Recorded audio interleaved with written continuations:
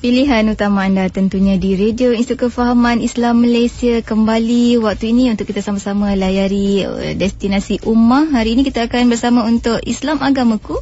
Bersama saya waktu ini, saya rasa tak naklah melengah-lengahkan masa bersama dengan tetamu yang telah pun sama-sama dengan saya waktu ini ya. Alhamdulillah kita bersama dengan Profesor Dr. Taufik Yap Yun Hin, ataupun kita lebih mesra dipanggil sebagai Profesor Taufik ya. Mungkin boleh ya Taufik? Boleh. Assalamualaikum Prof. Waalaikumsalam warahmatullahi Alhamdulillah. wabarakatuh. Dan untuk makluman bersama ya, Profesor Dr.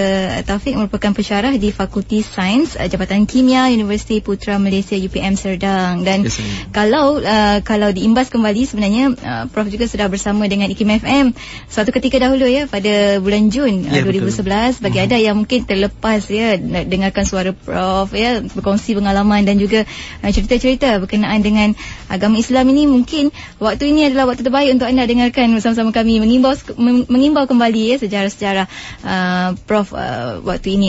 Dan mungkin sebagai awal pertemuan kita, nak tanya juga pada Prof ya, bila bercakap tentang agama Islam itu agama yang satu yang baru dalam diri Prof suatu ketika dahulu ya, bukan sekarang ya, suatu ketika dahulu merupakan suatu agama yang baru.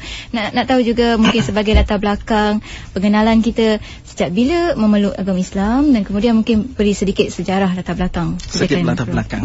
Bismillahirrahmanirrahim. Assalamualaikum warahmatullahi wabarakatuh.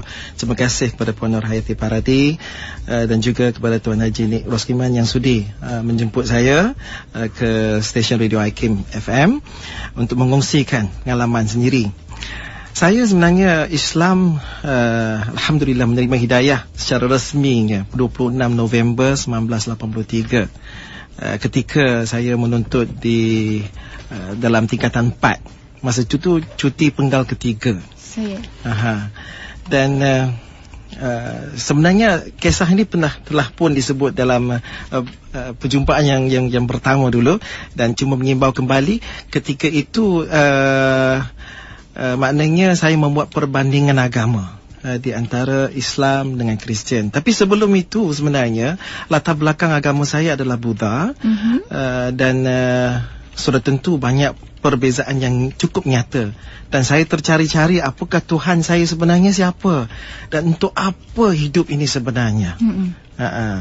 Bila pencarian itu untuk mencari tujuan hidup, tiba-tiba saya terjumpa pula kawan-kawan yang bersembang berkenaan dengan tulang rusuk.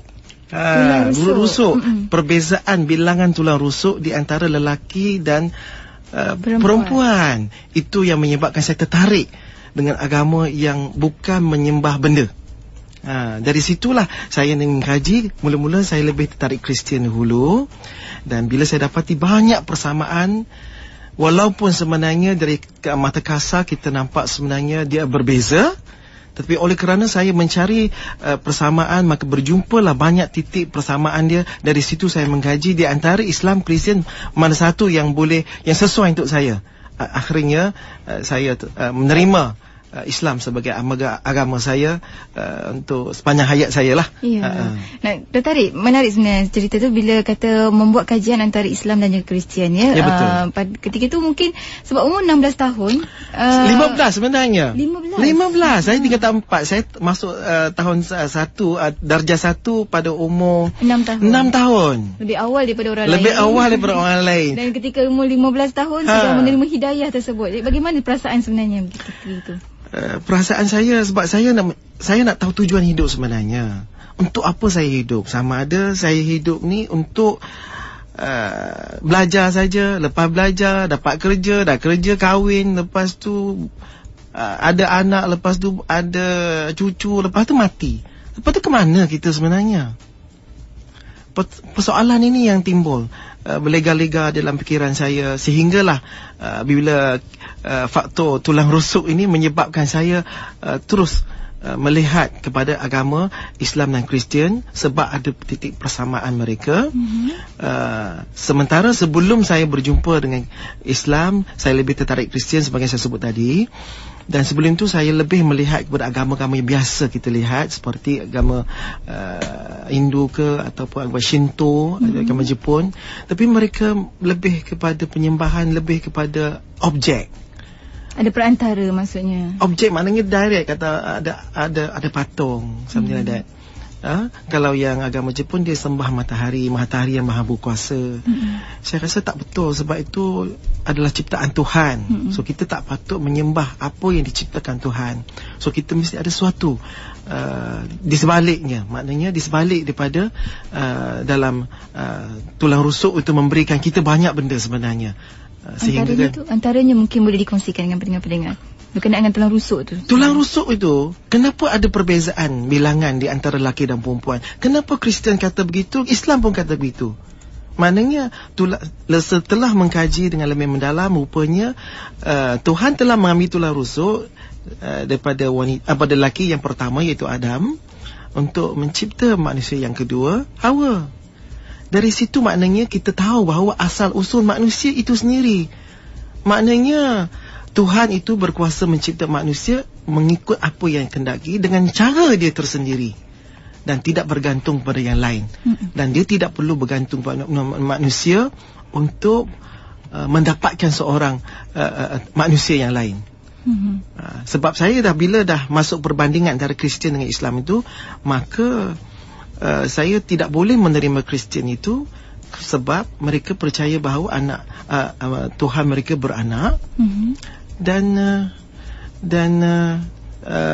mereka adalah berdosa, manusia berdosa. Lahir-lahir saja berdosa, melainkan kita percaya bahawa turunnya Jesus untuk membersihkan dosa manusia dengan mempercaya bahawa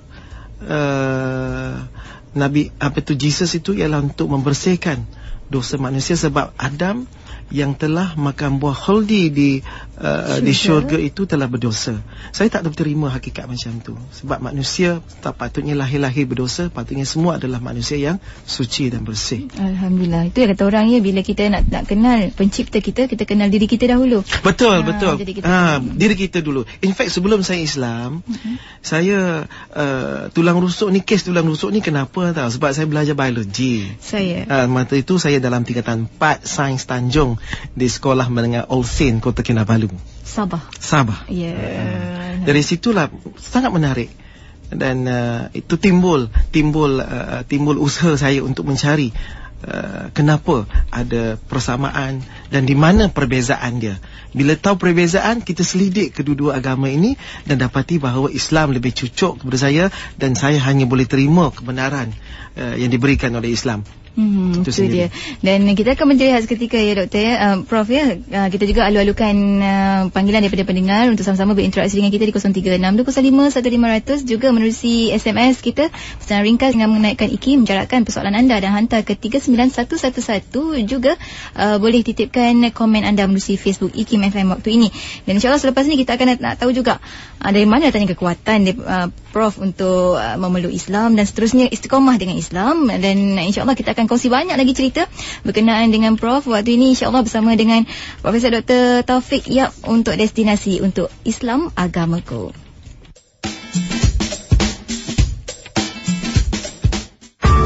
Jangan risau kalau kerja anda banyak, sebab ini akan membuat anda lebih tertekan. Siapkan kerja anda satu persatu mengikut keutamaan. Berilah perhatian untuk tugasan yang paling penting sehingga seterusnya. Tapi ingat, kerja yang perlu disudahkan hari ini jangan tangguh sehingga esok. Kalau tak, sampai bila pun kerja anda takkan habis. Pesanan ini dibawakan kepada anda oleh IKIM FM, pilihan utama anda. 我是刀费叶永兴教授，您现在听的是 IKIM FM 电台。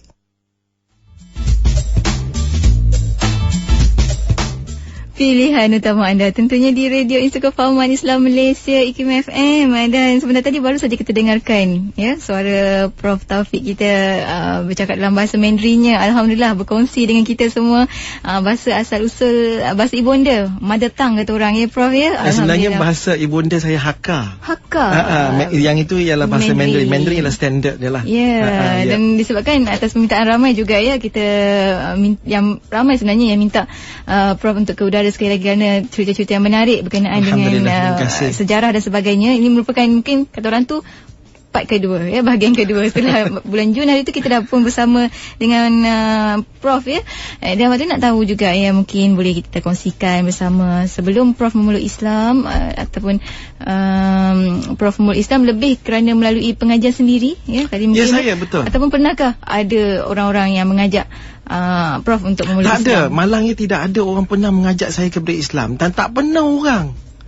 Sepanjang, maknanya ketika daripada sekolah rendah lagi tak pernah ada? Tak pernah ada orang cerita bahasa Islam. Walaupun saya juga ada kawan-kawan Melayu yang beragama Islam. Yang beragama Islam. Sebab saya duduk kat sekolah tu, sekolah All Saint, dia berhampiran dengan Kampung Likas. Kampung Likas ni kampung Melayu. Dia ramai budak-budak kawan-kawan yang daripada Kampung Likas, mereka tak pernah cerita bahasa Islam kat saya. Kenapa perlu sembahyang? Saya pun heran juga. Hanya mereka bila saya Islam, mereka terkejut saya. Kenapa? Mereka tak pernah terlintas. Mereka tak pernah terlintas. Kenapa saya Islam?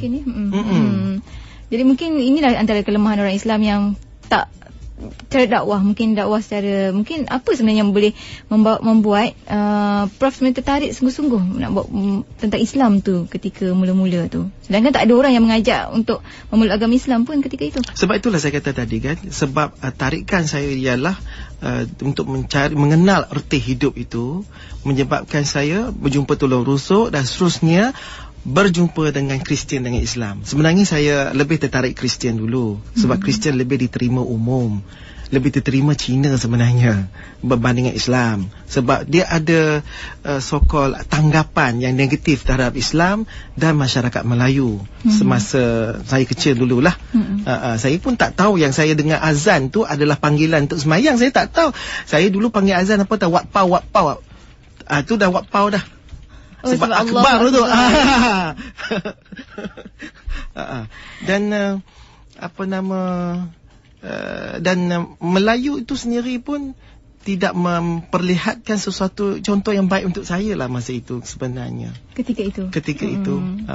Sebab masyarakat di situ yang kebanyakannya yang saya ingat lagi guru saya, cikgu saya, kampung boy, sit down here. Dia kata duduk sini, sebab dia orang akademik terlalu rendah. Selalunya terbelakang lah dari segi pencapaian akademik. So kita tak pandang mereka sebenarnya. So secara automatik kita tak melihat Melayu tu something yang special atau Islam tu something yang special. Sehinggalah perjalanan saya berjumpa dengan Kristian dan Islam lepas tu. Dan tadi Prof ada nyatakan bahawa Prof mula memeluk Islam pada tahun 83. Ya, betul. 83 dan sekarang ini tahun 2011. Dan bila kita lihat kembali perbezaannya, sekarang ni lebih terbuka. Maknanya nak cari ilmu di mana-mana, di internet dan sebagainya, cara dakwah. Dan bila kita dengar ada segelintir daripada rakan-rakan saudara baru kita menyatakan bahawa mereka kurang mendapat kelas-kelas dakwah dan sebagainya, apa nasihat saya memang akui benda ini. Inilah sebenarnya saya catatkan sebagai satu cabaran kepada saudara baru ataupun saudara lama, in fact. Sebab saudara baru dia punya tempoh hanya 5 tahun. Lepas 5 tahun title mu'alaf tu hilang dah sebenarnya. Kalau tak Sayyidina Umar ke Abu Bakar semuanya mu'alaf kan. Ini cabarannya. Cabaran ni saya hadapi sendiri sebenarnya. Sebab selepas saya Islam, saya dah daftar dengan Majlis Agama Islam, Majlis Agama Islam Sabah. Tidak ada susulan diberikan kepada saya. Saya tercari-cari nak belajar. Masa itu, masa mula-mula Islam, kita tahu kenapa kita Islam, kenapa kita nak Islam. Tetapi ilmu kita terhadap Islam tu sebenarnya terlalu cetek sebenarnya. Dan ramai saudara baru kita pun sebenarnya begitu juga. Jadi mereka tidak ada fardu ain, tidak ada fardu kifayah, whatever lah. Tidak ada susulan. Maka, dan ini pun juga dihadapi oleh bila saya membawa mak saya ke Islam, tidak ada orang yang boleh mengajar keluarga saya tentang Islam dengan bahasa Cina. Saya teringat lagi masalah sebab saya lepas tu nak pergi nak belajar, sambung belajar kan, saya terpaksa tinggalkan mak dengan adik-adik saya yang telah diislamkan. Maka saya nak make sure that dia orang boleh pandai baca Fatihah. Saya terpaksa rakamkan dalam kaset. And then saya minta mak saya kalau nak belajar Fatihah, buka balik kaset saya yang baca Fatihah itu supaya dia boleh ikut. sedikit demi sedikit. Itu kebetulan Prof memang sudah pun memeluk Islam ketika itu. Ya, saya memeluk Islam. Bagaimana kalau mungkinlah kan mungkin ada nasihat-nasihat ataupun pandangan Prof sendiri bagi masyarakat Islam di luar sana yang mengetahui rakan-rakan sama-sama telah pun masuk Islam, memeluk Islam, mungkin apa bantuan yang boleh diberi paling kurang pun untuk sama-sama membantu rakan-rakan kita ini? Sudah tentu mereka memerlukan banyak bantuan, bukan saja keuangan, sokongan. Dan kalau boleh jangan menganggap yang masuk Islam semua menjadi Melayu. Betul. Mereka tidak menjadi Melayu sebenarnya. Dan saya ingat lagi bila kita jadi Islam, kalau boleh orang tu nak hadiah kita baju Melayu, songkok semua tu, itu ciri-ciri pakaian Melayu. Dan terus terang saya nyatakan bahawa walaupun saya beristerikan seorang Melayu, tetapi hari raya saya tidak pakai baju Melayu sebab saya tak serasi dengan pakaian tersebut. Bukan saya nak mempelekehkan pakaian tersebut, tidak. Tetapi sebagai menghormati saya sebagai seorang berbangsa Cina dan tak mau dikaitkan dengan Melayu sebenarnya. Walaupun isteri Melayu, anak-anak pun cakap Melayu kan, makan pun masakan Melayu, tetapi campur Cina lah kat rumah. Bukan semua masakan Cina, Melayu saja semata-mata. Prof masak ya? Saya pun buat juga. Alhamdulillah. Saya terpaksa sebab saya tak pernah masak sebenarnya. Sehinggalah apabila saya terpaksa masak. Sebab apa? Sebab saya nak makan luar, yang masakan Cina tak ada. Macam mana? Betul. Kalau ada pun masakan Cina yang halal, tapi di hotel yang mahal saja, saya nak cari kat mana? Katakan saya nak makan lo mai kai atau pulut ayam lah katakan. Saya kena cari kat hotel. Sekarang Alhamdulillah banyak restoran Cina Muslim. Bolehlah kita cari. Tapi kalau tak ada, nak pergi tunggu sampai hotel saya ada dimsum ke, kita nak buat pun tak kerti kadang-kadang.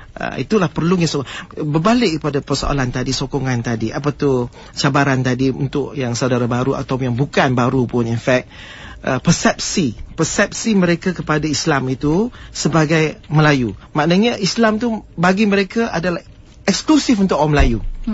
Semata untuk Melayu sahaja. Kalau orang yang bukan Melayu, mereka dilarang, seolah-olah dilarang untuk mengetahui apa Islam. Ini terjadi saya terpaksa tersipu-sipu, malu, tanya cikgu, boleh tak saya tahu tentang Islam tu apa? Cikgu terkejut tengok saya. Boleh. Lepas tu kita pun bincang kat staff room, bincang pasal itu Islam tu apa semua tu. Itu inisiatif yang datang sendiri. Saya datang sendiri. Sebab itu saya kebanyakan apa yang saya nak datang daripada diri sendiri. Itu pentingnya sebab itu keinginan sendiri. Tapi tak sama tau bagi orang yang maknanya dia suka, dia nak Islam tapi bukan kerana kepada ilmu Islam dia sendiri, lebih tertarik pada orang Islam. Ada setengah-setengah macam tu. Mungkin orang Melayu kadang-kadang, tapi akhirnya dia tak tahu Islam tu apa. Sebab dia suka kepada Melayu. Masa itu kahwin dengan Melayu contohnya lah. Sebab saya kahwin bukan kerana Islam, bukan kerana kahwin Melayu. Betul. Itu datang kemudian setelah dekat 10 tahun kemudian baru jumpa. Sebab kita cari Islam. Betul. Dan jumpa Melayu. Dia lain cari Melayu jumpa Islam. Berbeza Prof ya? Sangat-sangat berbeza. Mungkin nak juga pendapat daripada Prof sendiri ya, untuk umat Islam ni, khususnya bangsa Melayu ni. Macam yang Prof cerita tadi, memang agak segan ya nak ajak orang bukan Islam untuk memeluk Islam, mendakwah mereka masuk Islam tu lagilah kan. Mereka ni kata orang tu mungkin segan, takut, ataupun kaum-kaum Melayu ni takut kecil hati atau sebagainya, tak mahu berkawan dengan mereka. Mungkin apa nasihat Prof bagi umat Islam yang seperti ini, yang dilahirkan sebagai Islam tapi takut dan segan nak berdakwah kepada yang bukan Islam? Sebenarnya persoalan ini bukan persoalan yang terlalu berat sangat. Cuma persepsi orang Melayu itu sendiri. Sebenarnya ramai orang Cina dia nak tahu tentang Islam sebenarnya. Satu peristiwa yang berlaku pada saya ialah di mana pelajar saya dia kata dia nak tengok masjid. Masjid tu ada apa dalam tu? Saya kata okay, no problem. Kita arrangekan masa, kita aturkan masa, saya akan bawa ke masjid. Mula-mula student pertama tu dia nak saya bawa ke Masjid Putrajaya lah, sebab nampak cantik, nampak gah lah kan. Tapi saya rasa sedih. Pasal apa? Saya sendiri pun tidak dibenarkan masuk masjid pada permulaannya, sebab dia tengok muka saya. Lepas tu saya kata saya Islam, saya nak masuk untuk semayang. barulah dia bagi saya. Tapi kawan saya, student saya yang bukan Islam tu, dia tak bagi masuk. So saya keliling-keliling masjid je lah. Tapi sebelum tu, boleh pula sebelum ni sebenarnya, saya bawa sana sebab saya ada pengalaman bawa seorang kawan daripada Vietnam. Dia nak tengok masjid. So saya bawa masjid. Masa tu masjid tu boleh masuk juga, buat macam satu tua lah kata orang ya. Dan sedikit ruang dibenarkan masuk ke dalam. Saya rasa ini adalah satu peluang yang sangat baik sebenarnya, pentadbiran masjid itu sendiri, bahawa pentadbiran masjid kena melihat bahawa inilah peluang mereka dakwah kepada orang lain. Peluang melihat masjid dan masuk masjid, mana tahu dengan izin Allah Subhanahu Wa Taala dia dapat hidayah ketika dia masuk masjid. Itu yang kita tak boleh pelecehkan. Kita tak tahu. Dan peristiwa kedua pula, ada seorang student lagi, memang dia bukan student dah, dia dah ex-student dah. Dia nak masuk masjid. Saya kata kali ini sebab saya dah peristiwa yang tak berapa sedap dekat Masjid Putrajaya, saya bawa pergi Masjid UPM. Senang. Orang kenal saya kat UPM, saya senang. Saya masuk. Saya bawa masuk, saya tunjuk dia apa fungsi struktur masjid tu macam mana. Kan kita ada mimbar, kita ada kubah, kita ada tempat yang imam semayang tu kan semua. Apa tujuan dia. Lepas tu semayang macam mana kita bersemayang jemaah semua, dan apa macam mana kita semayang saya tunjuk dia, masa rukuk, masa sujud. Dan saya ada peluang bercakap tentang Islam kepada mereka. Masa itu 2 orang student. Saya cukup seronok sebab peluang ni bukan datang selalu. Betul. Dan saya berani untuk bercakap dengan mereka sebab mulanya saya tanya, apakah anggapan saudara tentang Cina masuk Islam? Mereka boleh terima dengan baik sebenarnya. Kebanyakan yang educated Muslim, educated Cina, mereka boleh terima. Sekarang Cina pun ramai yang Muslim. In fact sebenarnya statistik saya ambil yang statistik lama pun, tahun 2001. Ini statistik lama. Masa itu 1% daripada Chinese di Malaysia adalah Muslim. Masa itu ialah 5.69 juta. Maknanya kita ada 1%, maknanya 57,000 penduduk Malaysia Cina Islam. Alhamdulillah. Ramai. Saya ini 10 tahun dulu, sekarang dah 10 tahun dah. Saya yakin ini bertambah dekat 65,000 dah.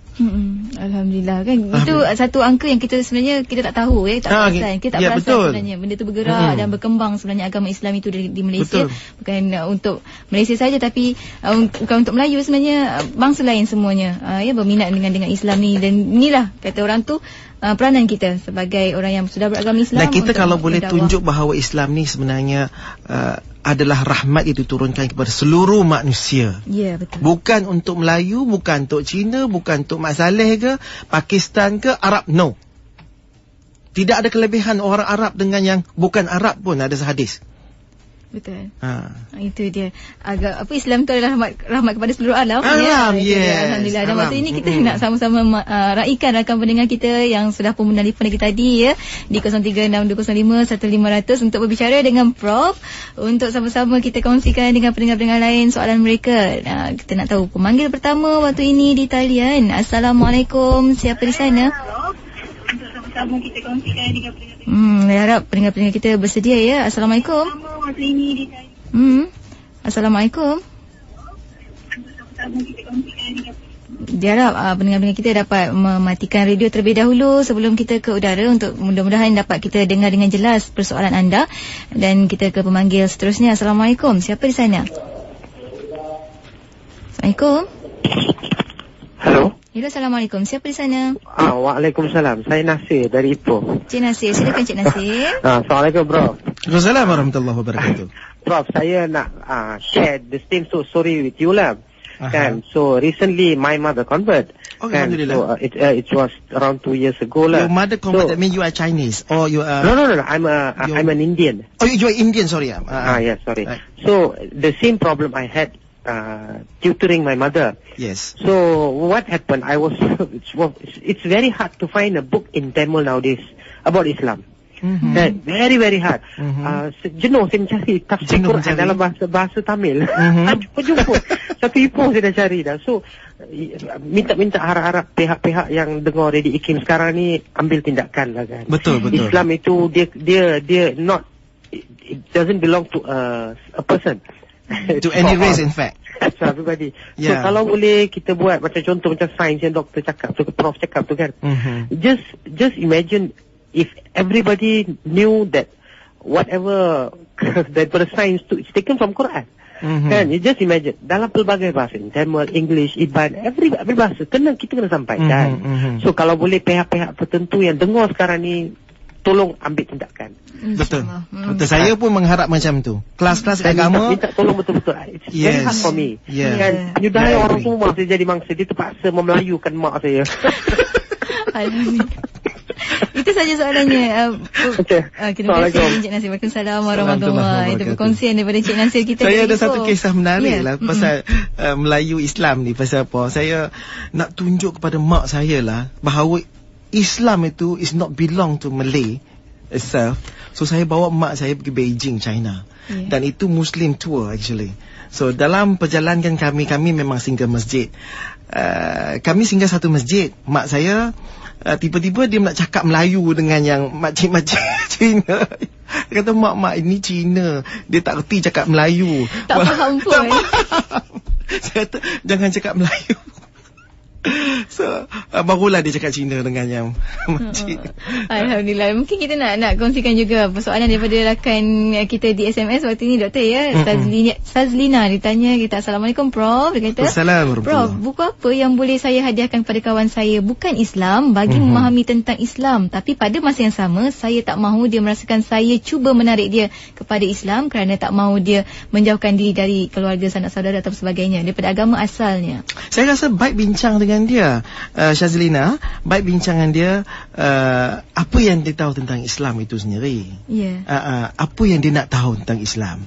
Daripada kita bagi buku yang kadang-kadang dia tak sesuai dengan dia, ataupun bergantung pada education juga. Kawan tersebut sama ada di background education English ke Cina ke. Kalau English kita bagi buku English yang basic tentang Islam. Dan mungkin juga lah Prof ya, bukan fardu ain tau. Jangan bagi buku fardu ain, jenuhlah orang baca tak faham. Sebab memang tak tahu asas pun. Sebut pasal solat, wuduk semua tu. No. Kita jangan bagi buku macam ni. Kita bagi yang basic, gambaran asas tentang Islam itu sendiri. Apa itu Islam? Ya, something like that. Tapi janganlah tajuk apa itu Islam. Yelah, lebih kurang lah begitu. Dan mungkin juga nak tahu kan, bila cakap tentang kawan, kita tak tahu sebenarnya ya, bila orang tu berminat dengan Islam atau bagaimana. Mungkin Prof boleh nyatakan sedikit lah apa ciri-ciri ataupun mungkin kriteria orang yang sebenarnya berminat dengan Islam tu. Mungkin boleh kita bantu rakan-rakan kita ni, maknanya orang ni minat dengan Islam, jadi saya boleh ketengahkan Islam tu untuk dia. Jadi bagaimana jenis orang yang bagaimana sebenarnya? Sebenarnya saya tak nampak ada kriteria tertentu. Dan kalau kita ada kawan, bagi saya terus tanya dia, what do you think as a Chinese Muslim? What do you think of Chinese Muslim? Become a Muslim. Bila dia punya tajuk berpinjam menjadi hangat, maknanya dia menarik, and then dia bagi pandangan yang positif, dan saya terus cerita pasal Islam. Tapi kalau kita, sebab mungkin kita ni bukan Cina tapi Islam Melayu pula, macam mana kita nak approach? Dan kita katakan dalam keadaan tertentu, kita, this is what Islam mengajar kita. This is the teaching of Islam. Oh, really? Is it really? Dia mesti seronok dia. Oh, baru dia nak tahu apa itu. Saya pernah bersembang dengan student saya seorang lagi. Dia kata, sebab dia Christian. Do you know that I believe to Jesus as well? Oh, really? You believe to Jesus? Ya, Jesus. I must believe. Saya mesti percaya Jesus. Kalau saya tak percaya Jesus, iman saya tak betul. Sebab itu rukun iman. Betul. Oh, dia macam tertarik. So, saya juga percaya kepada Solomon, Moses, everything. Semua yang dia tahu dalam Kristian dia. Baru nampak. Sebab itu saya kata, titik persamaan pada agama dia, kebaikan, keistimewaan yang boleh kita tonjolkan Islam itu kepada mereka. Dan mereka mesti nampak. Betapa indahnya Islam itu. Ya, betul. Kadang-kadang kita kena betulkan juga tanggapan, persepsi yang tak betul pada pandangan mereka dulu. Kalau tak, mereka tak boleh terima kebaikan Islam itu sendiri. Kan? Dan waktu ini kita nak ambil lagi pemanggil di talian untuk sama-sama kita kongsikan persoalan mereka. Assalamualaikum. Siapa di talian waktu ini? Assalamualaikum. Ya, Assalamualaikum. Tak dapat dengan jelas. Assalamualaikum. Siapa di talian? Hello. Ya, Assalamualaikum. Waalaikumsalam warahmatullahi. Ya, siapa yang sedang bercakap sekarang ni? Anif daripada Johor Bahru. Cik Anif, silakan Cik Anif. Okay, Assalamualaikum Prof. Waalaikumsalam warahmatullahi wabarakatuh. Sekarang saya nak bagi pandangan lah, sure. Sekarang ni kita nak minta peranan masjid di satu kawasan tu kan, bagi dia lebih lagi berperanan. Saya rasa kalau ada satu kawasan tu, kita tak tahu adakah ada satu family yang ada seorang yang dah masuk Islam kan. Ini maknanya imam atau jadual masjid buat satu tindakan yang pergi ke rumah-rumah. Maknanya dia ada info kan, dia tahu bahawa orang ni telah baru masuk Islam. Dan masjid ni dia akan bawa orang ni, saudara baru ni akan pergi ke masjid. Kat situlah masjid ni, sebab masjid ni adalah satu rumah Allah yang banyak rahmat dia. Kan? Maknanya dari situ Islam akan terbentuk pada diri dia. Betul. Itu sajalah. Pandangan Cik Anif. Terima kasih Cik Anif. Assalamualaikum. Assalamualaikum warahmatullahi. Dan kita ambil satu lagi memanggil. Waktu ni mungkin kita untuk sama-sama kongsikan dengan pendengar-pendengar lain. Kita kumpul dahulu. Assalamualaikum. Assalamualaikum. Waalaikumsalam warahmatullahi. Siapa tu? Ya, Hakim ni. Saya. Silakan. Siapa tu? Saya Muhammad Zulkarnain. Silakan Cik Muhammad Zulkarnain. Ya, saya. Silakan dengan soalannya. Cik, saya Prof. Ya, saya. Assalamualaikum warahmatullahi wabarakatuh. Saya nak tanya sikit. Sebab sebenarnya saya ni orang Indonesia, tapi saya ada PR. Okey. Lepas tu saya ada satu kawan Cina dari Sarawak. Tapi dia tu sebenarnya dia nak masuk Islam. Ya, betul. Bapa angkat dia pun orang Melayu. Oh, bapa angkat dia ada bapa angkat Melayu, okey. Bapa angkat dia orang Melayu. Malam tu dah pergi Teskom. Sebab dia nak cari buku yang apa itu Islam, dia macam ni.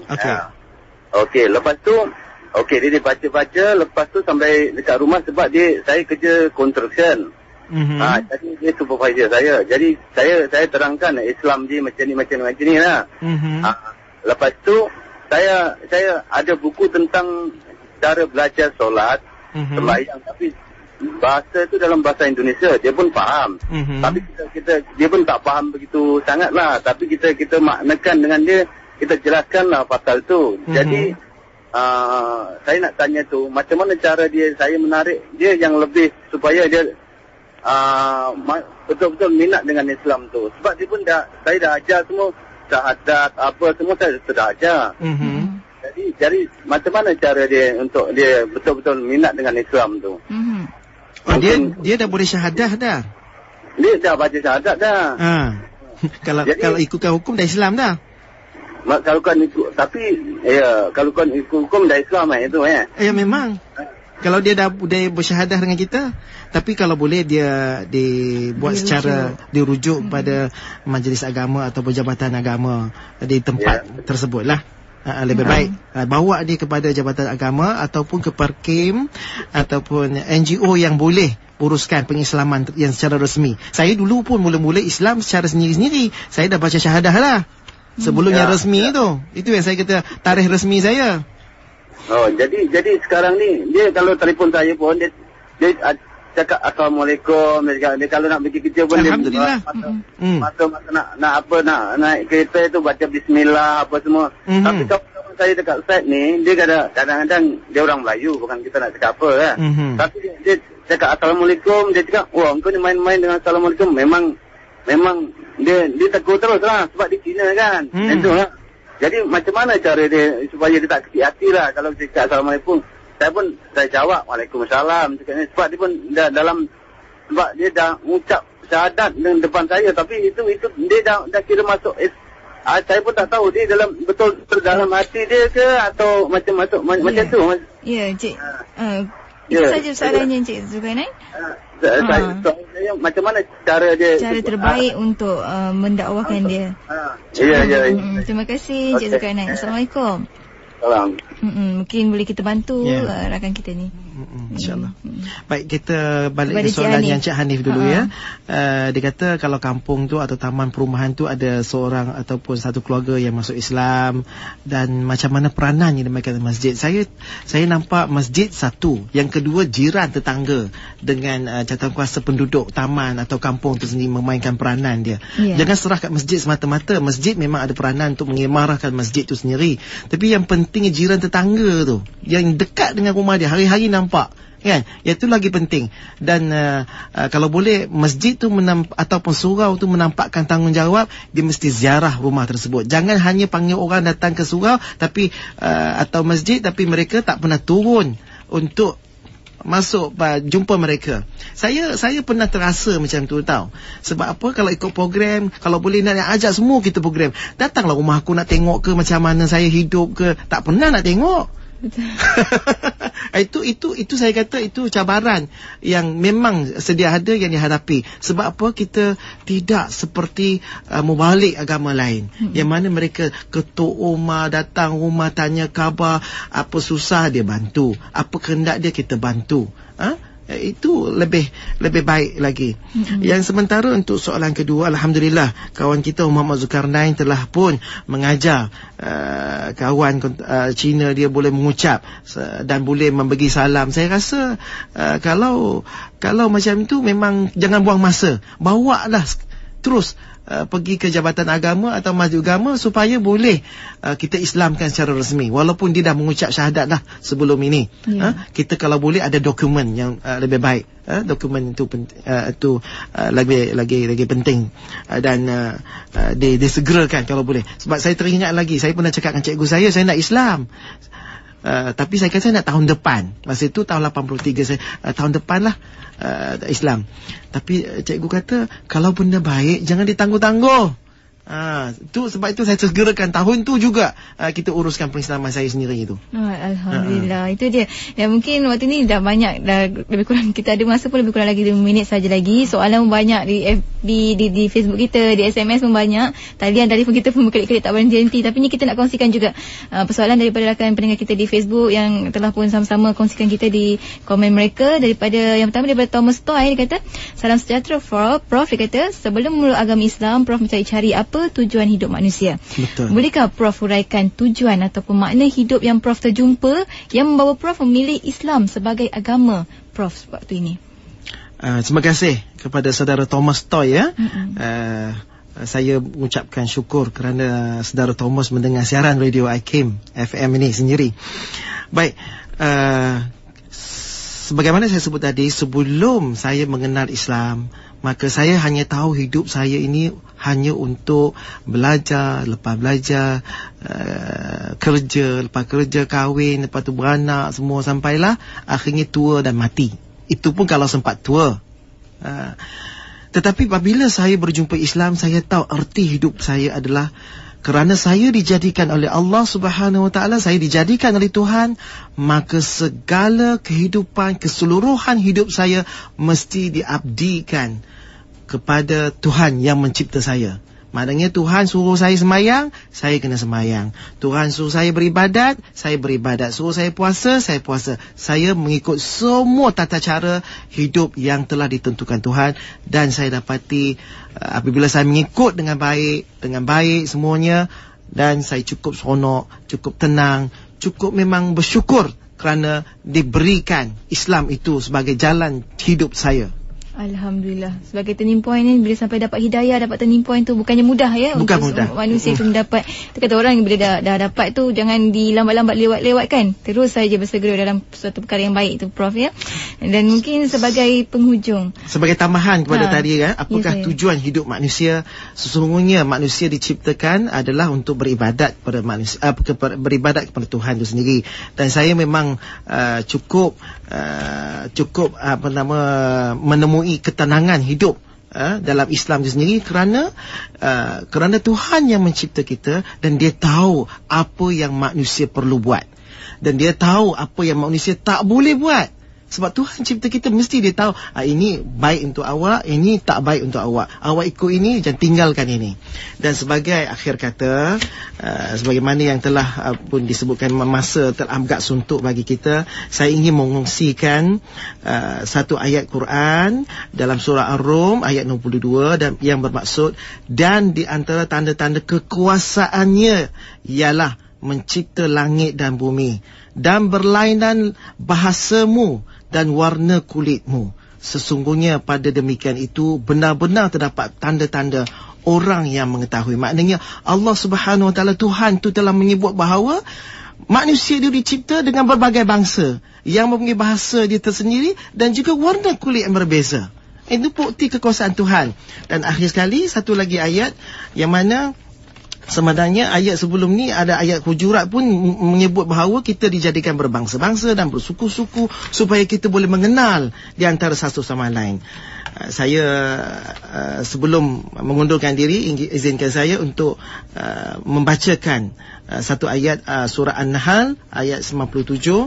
Barang siapa yang mengerjakan amal soleh, baik laki-laki atau perempuan, dalam keadaan beriman, maka sesungguhnya akan kami berikan kepadanya kehidupan yang baik, dan sesungguhnya akan kami beri balasan kepada mereka dengan pahala yang lebih baik dan dari apa yang telah mereka kerjakan. Sesungguhnya Allah itu sayang kepada semua manusia, cinta, sayang kepada kita, sehingga kan kalau kita ikut suruhannya, insya-Allah kita akan diberikan pahala yang cukup banyak, yang cukup baik. Dan saya juga mengambil kesempatan ini mencari juga memberitahu kawan-kawan saya yang berbangsa Cina ataupun yang boleh berbahasa Hakka, Ngai Himong.